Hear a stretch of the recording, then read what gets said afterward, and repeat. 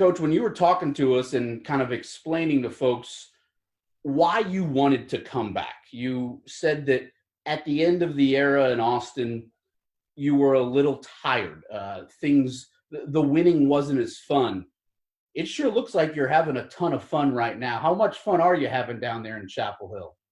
Adam, we're having a blast, and it was the right decision to come back.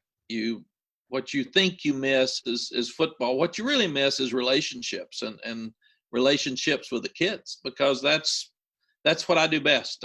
My best trait in life is trying to help young people go from where they are to where they need to be, and that's fun for me, and it's very fulfilling. And there was a void in my life for the 5 years. I love TV. I love my team. I love watching all the games. I had a dream job, but there was still a void in my life that I couldn't help kids. The relationships are obviously flourishing. We've got the wins, we've got the locker room celebrations. We've also got some recruiting victories, and I want to talk to you a little bit about those battles that you're fighting. And one of the guys specifically who's helping you do so from here in our backyard, Dre Bly. We know him as a Chesapeake legend, and he's come back to your staff. Coach, I wonder how that's been for you and how much he means to you in Carolina. First, our staff's killing it recruiting. They're doing a great job, and we're in the top 5 in the country. Some say 2, some say 3. It doesn't matter. There's a lot of good players that have already said they're coming to North Carolina, and a lot of more good players that are talking about coming. And Dre was kind of an out of the box hire because he'd never coached college football before. He'd been in some of the camps with the pro internships. He'd coached in the smaller leagues in Charlotte around. He started some leagues, but he'd never recruited. He'd never been on the field as a college football coach. So what I wanted to do in my resurgence in coaching is go back and take care of some of the guys that took care of me. So there's a lot of guys on our staff. I think there's 7 guys on our staff that played for us at North Carolina, and 5 of them played in the NFL. So we always sell our recruiting pitch, Adam, as it's a 40-year decision, not a 4-year, and you can't sell that unless you do it. So a lot of the guys on the staff that I coached are so much fun for me and for Sally when we get to see them every day and see how much they've grown up. And we don't ask them how old they are anymore because they're a lot older than we thought they were. We remember they were. But to watch them with their families and watch them coach after coaching them has really been special. And Dre's done a great job. He's done a great job recruiting.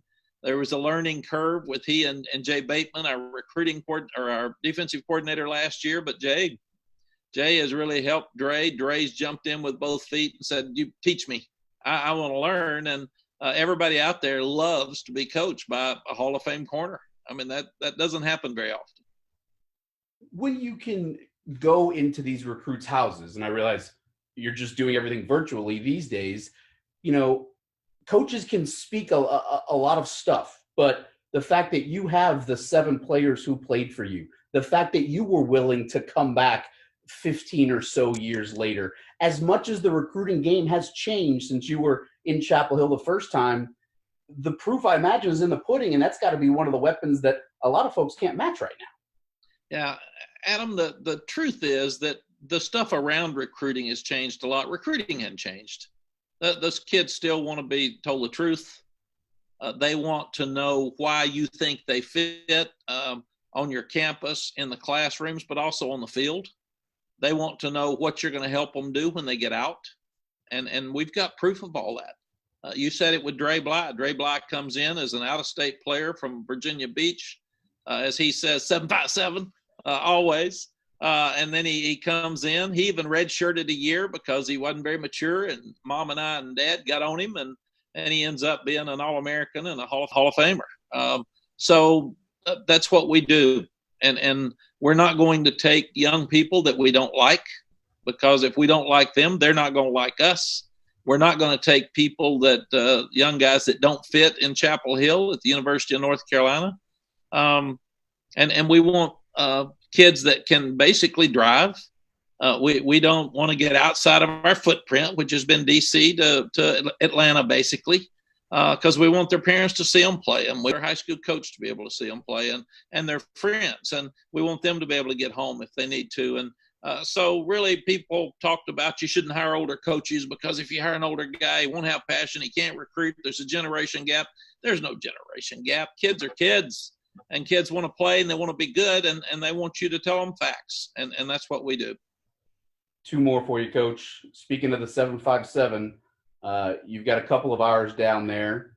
Daz Newsome really came on last year. We were running his highlights just about every week. And Cameron Kelly, who's one of the best athletes that I've seen since I came here from Austin. You mind just speaking to their development and maybe the expectations for this fall? Yeah, Daz got so much better during the season. At the end of the year, he ended up being as productive as anybody in the country because he can run, but he wasn't a consistent catcher early. And now he touches it, he catches it. He made play after great play. And one in the Duke game where he caught it behind a guy's back that ended up being one of the top plays of the year. And then a couple in the Temple game where they had to run it back and back and back to make sure he got his foot down. And he did, like he did to beat Miami on his last second corner route. So we're really, really proud of Daz and hope he can have a great senior year and be a high draft choice. Cameron Kelly, Cam is a really smart young guy that transferred in last summer. He was playing great. He was starting.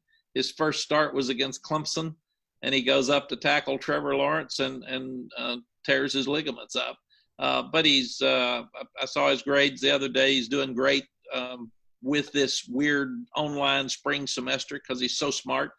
And at the same time, he's a guy that now has time to get well. We didn't have a spring practice, but our coaches have done a really good job of those guys of saying, here's what the install would have been day one of spring practice. Here's what the install would be for day two of spring practice. So we haven't missed that much. We missed the physical stuff.